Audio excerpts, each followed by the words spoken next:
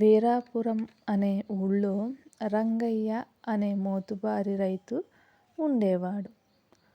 అతని దగ్గర ధనయ్య అనే అత్యాసపరుడైన పనివాడు ఉండేవాడు. రంగయ్య అతన్ని ఎంత బాగా చూసుకున్నా, అడిగిన దానికన్నా ఎక్కువ సొమ్ము వస్తువులు ఇచ్చినా ఇంకా ఏదో కావాలని ఆశపడుతూ ఉండేవాడు. అసంతృప్తితో గడుపుతూ ఉండేవాడు. అంతేకాదు, అతని కళ్ళు ఎప్పుడూ రంగయ్య డబ్బు దాచే పెట్టె మీదే ఉండేది. దాని తాళం చెవి ఎప్పుడెప్పుడు చేతికి చిక్కుతుందా, ఎప్పుడు అందులోని డబ్బుతో ఉడాయిద్దామా అనుకుంటూ ఉండేవాడు. అప్పుడప్పుడు చిన్న చిన్న దొంగతనాలు చేసేవాడు.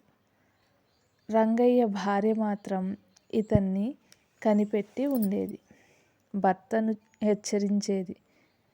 కానీ రంగయ్య ఆమె మాటలు పట్టించుకునేవాడు కాదు. అయితే ఒకరోజు ఉన్నట్టుండి రంగయ్య దగ్గరికి వచ్చి, అయ్యా, నేను పని మానేసి వెళ్ళిపోతున్నాను.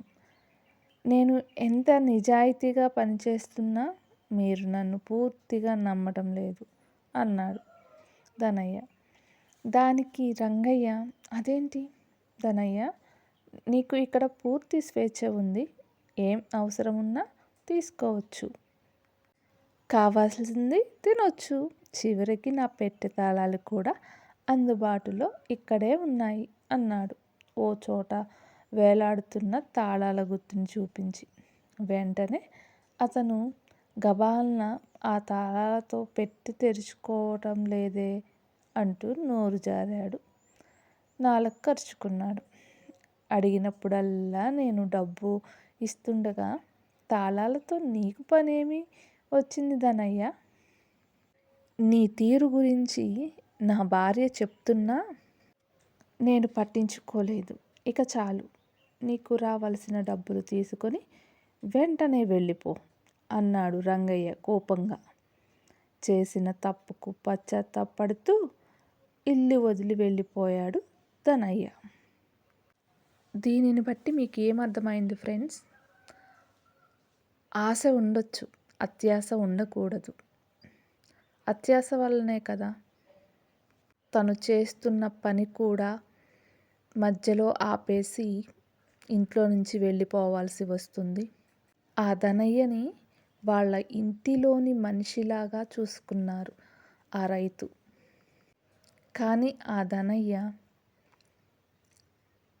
ఆ మంచితనాన్ని కాపాడుకోలేకపోయాడు. లేనిదోని కోసం ఆశపడి ఉన్న ఉద్యోగం పోగొట్టుకొని రోడ్డు పాలయ్యాడు.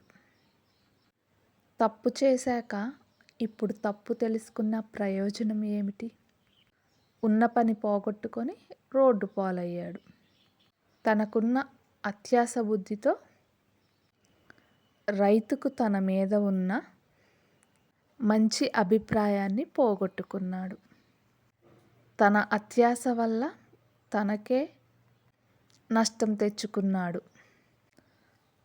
అందుకే ఆశ ఉండొచ్చు కానీ అత్యాశ ఉండకూడదు. అది ఎప్పటికైనా ప్రమాదమే.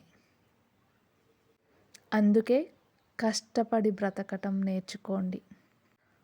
అది మీకెప్పుడు మంచే జరిగేలా చూస్తుంది. మంచి ఫలితాలు వచ్చేలా ఆ దేవుడు నిన్ను ఆశీర్వదిస్తాడు. ఓం నమః శివాయ. ఓం నమః శివాయ.